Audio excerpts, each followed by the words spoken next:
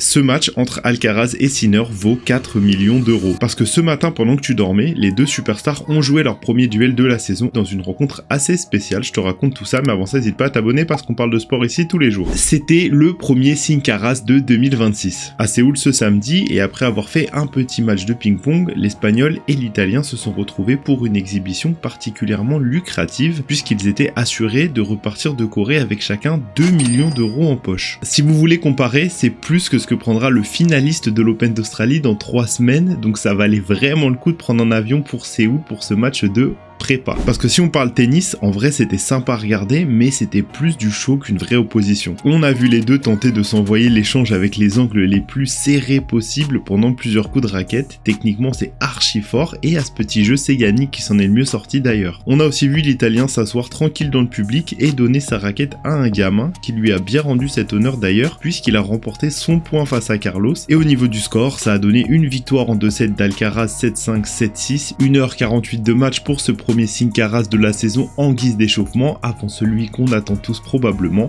le 1er février en finale de l'Open d'Australie.